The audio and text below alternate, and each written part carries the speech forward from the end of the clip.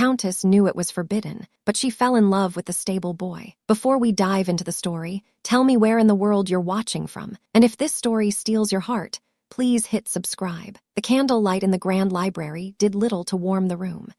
It only served to illuminate the suffocating weight of the gilded spines, the heavy velvet curtains drawn against the dying afternoon, and the predatory patience in Lord Alastair's eyes.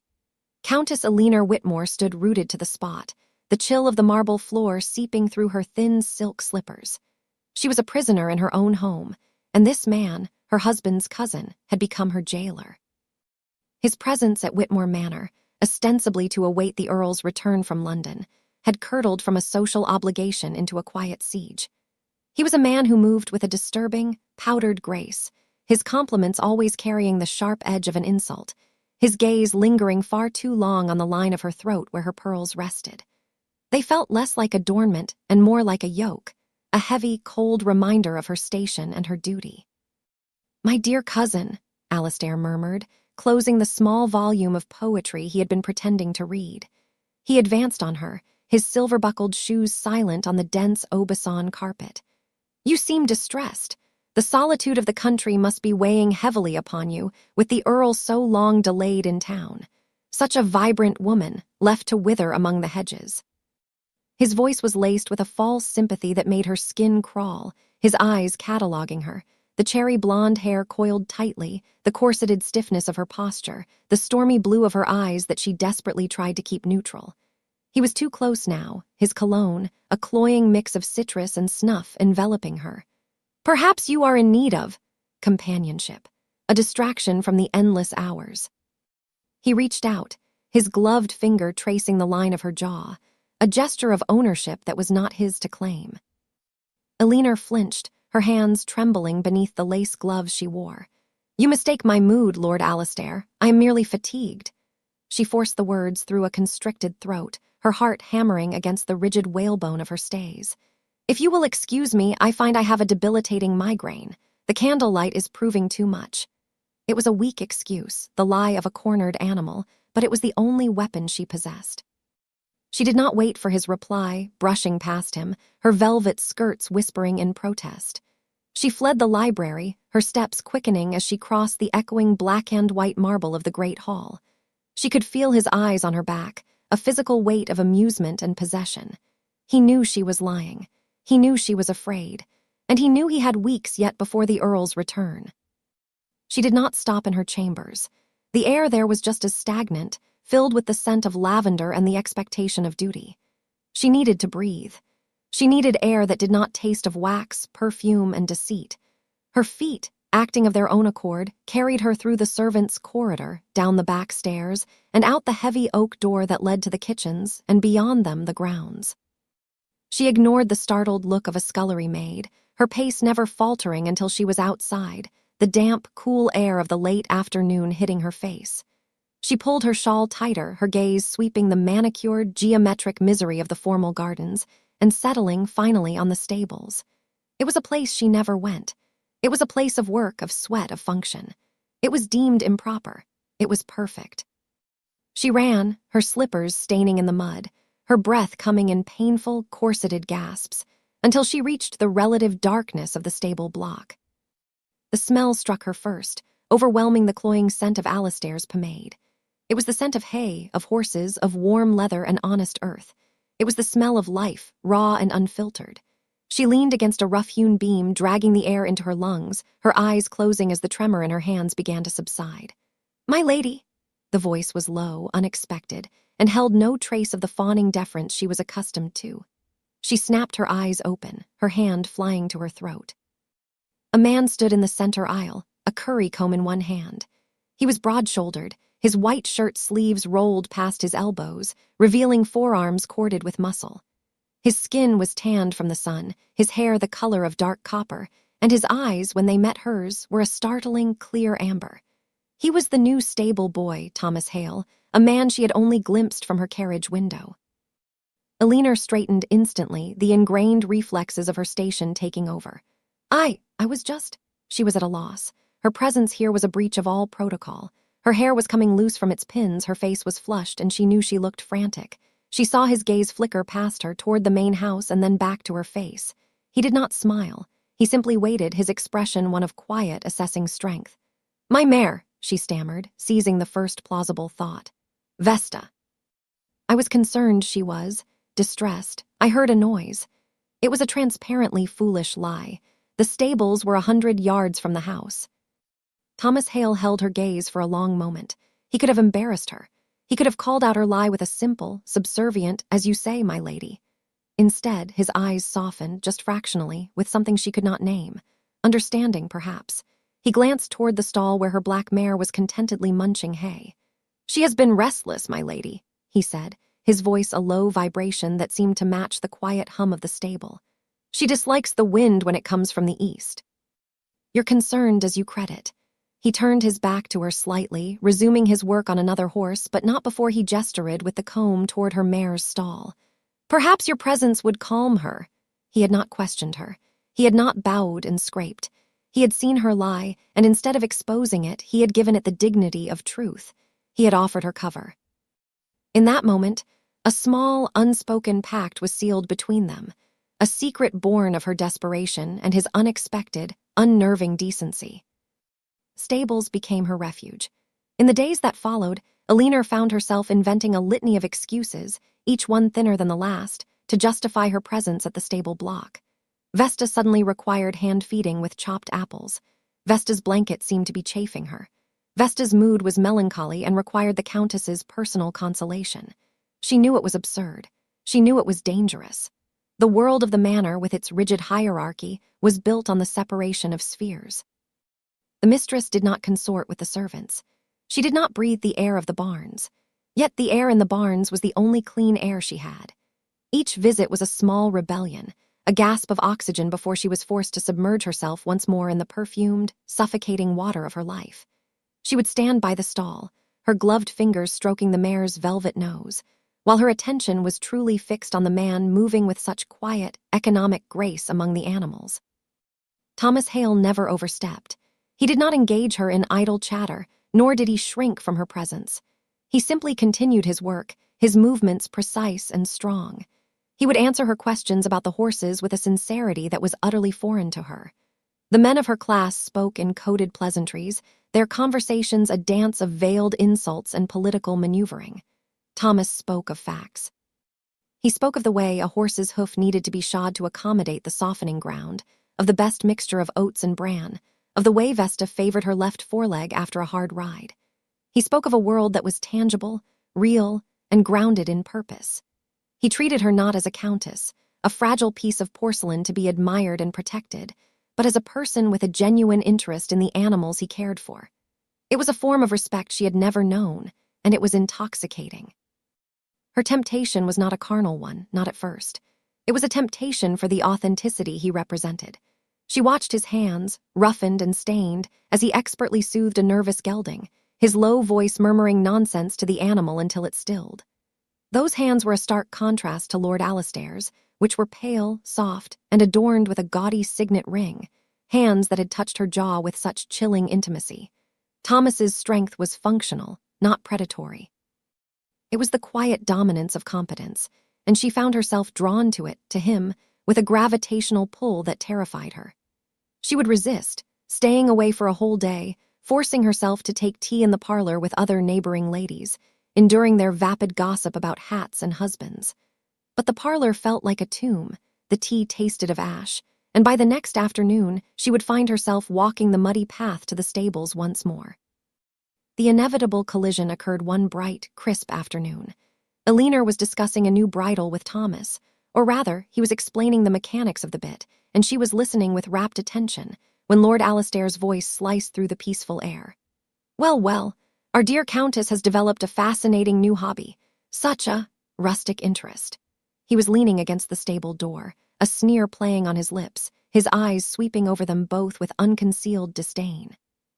He looked at Thomas as one might look at a piece of filth on one's boot. Alina froze, the blood draining from her face. This was it. This was the moment of her undoing. The casual accusation, the implication of impropriety, was as good as a sentence. Thomas, however, did not flinch. He did not lower his eyes or stammer an apology. He simply held up the heavy leather bridle.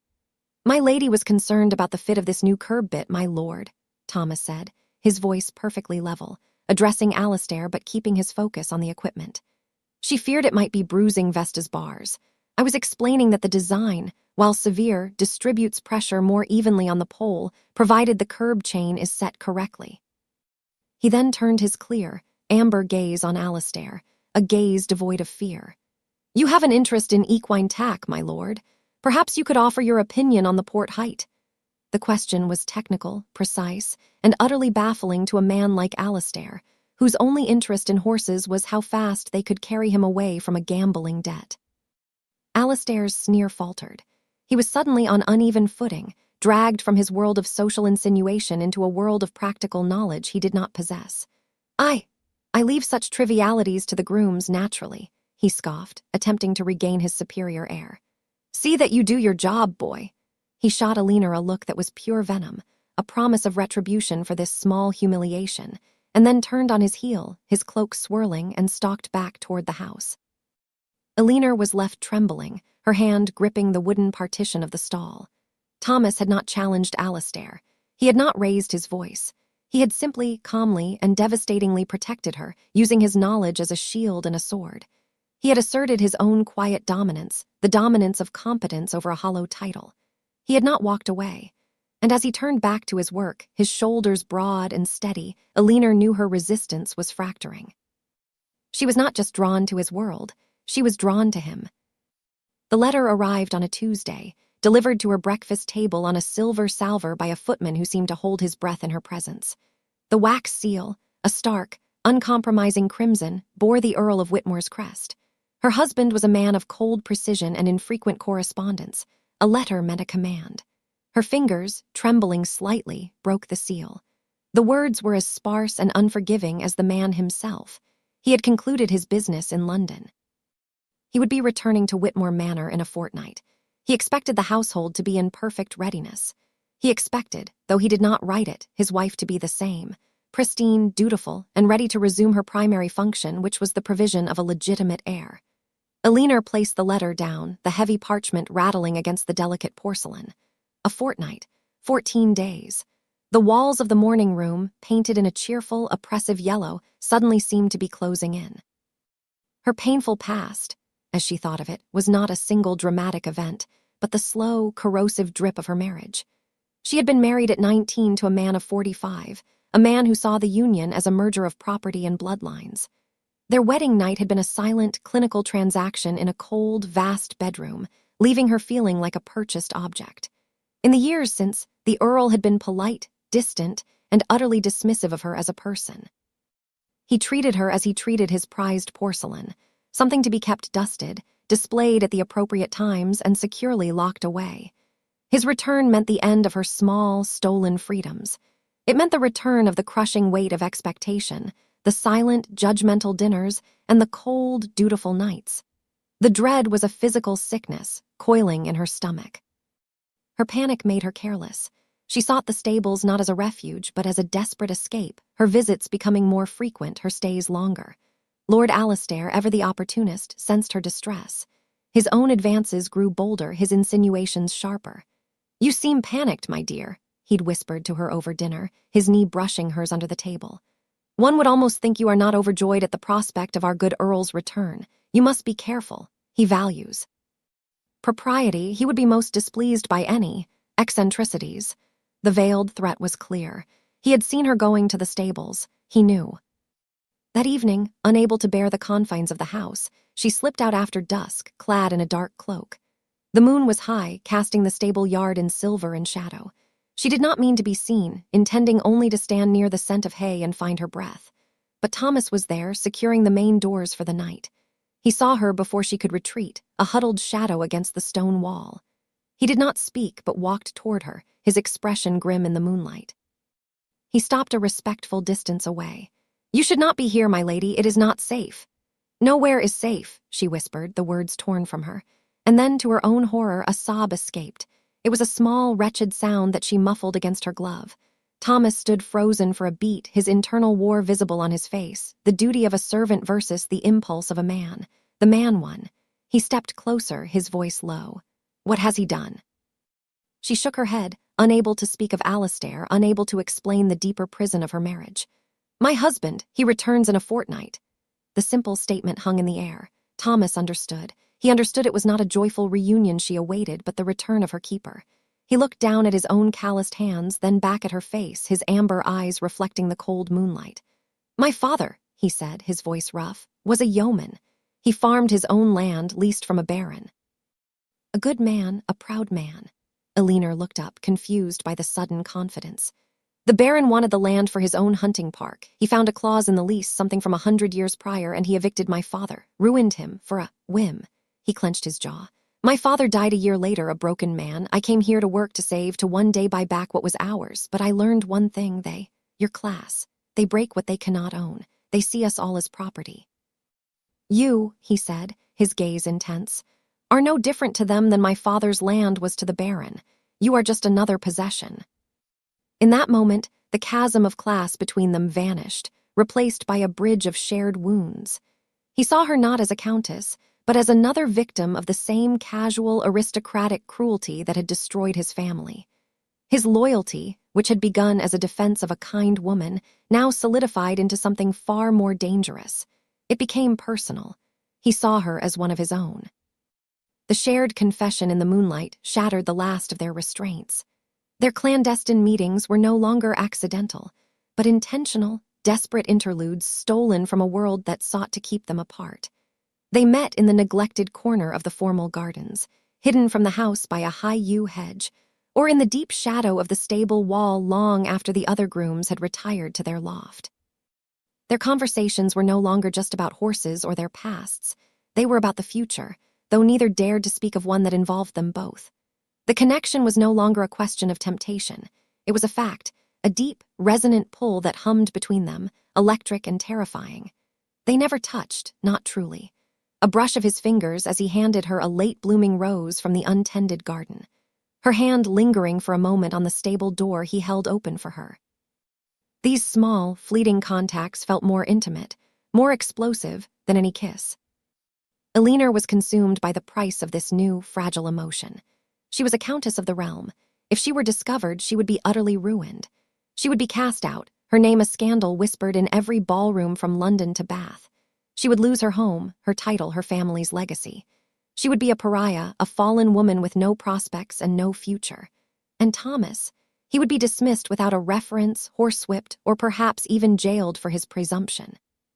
She was risking not only her own life, but his. This knowledge was a constant, cold fear in her belly.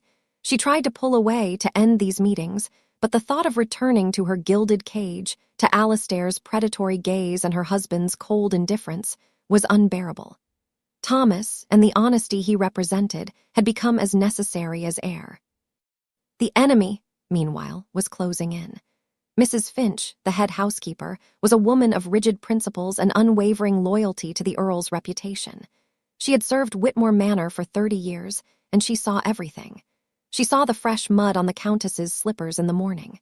She noted the way the Countess's migraines always seemed to strike in the afternoon, leading her out of the house. She observed the new, defiant light in her mistress's eyes. A loyal servant to the core, she did not see a woman suffocating. She saw a threat to the stability of the household. She reported her concerns to the only other authority present, Lord Alistair. She spoke of imprudent visits and unbecoming familiarity. To Alistair, this gossip was not a concern. It was a gift. It was the precise weapon he had been waiting for.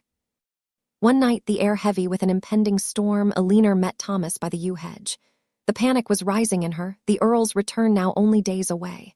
You must leave, she whispered, her hands clenched. He will be home if Alistair says anything, if anyone. They will destroy you. Take your savings and go, Thomas, go now. He looked at her, his face carved from shadow and moonlight. He did not seem surprised by her plea. And you, my lady, what happens to you when I am gone? It does not matter. I am already ruined. I am his property, but you can be free. Thomas took a step closer, breaking their unspoken rule. He gently took her gloved hand, his calloused thumb rubbing over the delicate lace. The contact was a shock, sending a jolt straight to her heart. "I have been saving," he said, his voice low and urgent, "but not to buy back my father's farm. That dream died long ago. I am saving for passage, to America." He held her gaze, his amber eyes burning with a desperate intensity. "It is a place, they say, where a man is judged by what he can do, not by his name, where a man can build a life." He paused, his grip tightening on her hand. "I am leaving in 3 days. I have passage for 2. Come with me, Aliner." He had used her name, not my lady, but Aliner. It was the first time. The promise was staggering, not a promise of wealth or titles, but of something far more precious, freedom. A life where she was not a countess, but simply a woman. A life with him. It was an impossible, terrifying, beautiful promise. And as the first drops of rain began to fall, she stood there, caught between 2 irreconcilable worlds, the price of her decision warring with the promise of his.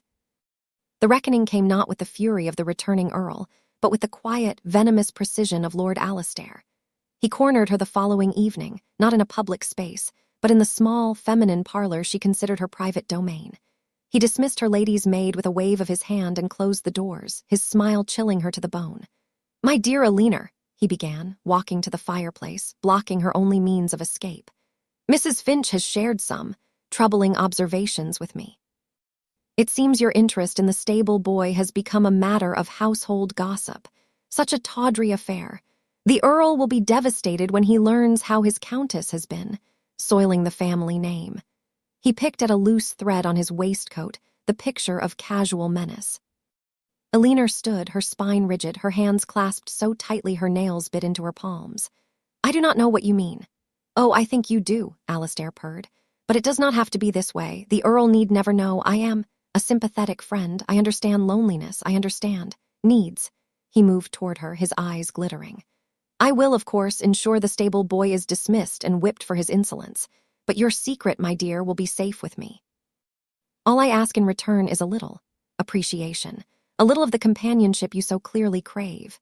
He reached for her, his intentions unmistakable. This was his ultimatum: submit to his violation, or he would see her and Thomas destroyed. The choice between a prison of gilded indifference and a prison of active violation was no choice at all. "Get out," she said, her voice low and shaking with a fury that surprised them both. Alastair raised an eyebrow. "Bold words, my lady." "You will regret them when your husband arrives. I will be sure to greet him personally." He bowed, a mocking, triumphant gesture, and left her. She did not weep. The time for tears was over. The fear was gone, burned away by a cold, clarifying rage. Alastair had made her choice for her. To stay was to be ruined one way or another. To flee was a chance. She waited until the house was deep in sleep, the clocks chiming 3 in the morning. She did not pack. She took no jewels, no money, save for a small pair of pearl earrings her mother had given her, tucking them deep into her pocket. She changed out of her nightgown and into her simplest, sturdiest riding habit, pulling a dark wool cloak over it. She slipped through the servants' corridors, a ghost in her own home, and out into the pre-dawn chill. He was there. He was not in the stable yard, but waiting in the deep shadow of the outer wall, just as she had prayed he would be. He had 2 horses, not her prized mare Vesta, but 2 sturdy, unremarkable geldings, saddled and bridled for travel, saddlebags already strapped behind them. He had seen Alastair leave her parlor the night before, had seen the triumphant malice on the man's face. He knew. He had been waiting. He did not speak, his face grim, but his eyes, when they met hers, were a question. She answered it by walking directly to him, her steps certain. He put his hands on her waist, his grip strong and sure, and lifted her effortlessly onto the saddle as if she weighed nothing. The simple, practical intimacy of the act sealed their fate.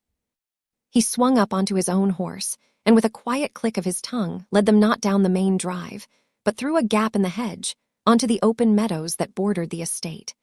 They rode in silence, the only sound the muffled thud of hooves on damp earth and the rising chorus of the dawn birds. They did not look back. As the sun began to break the horizon, staining the sky in hues of rose and pale gold, they crested the first hill.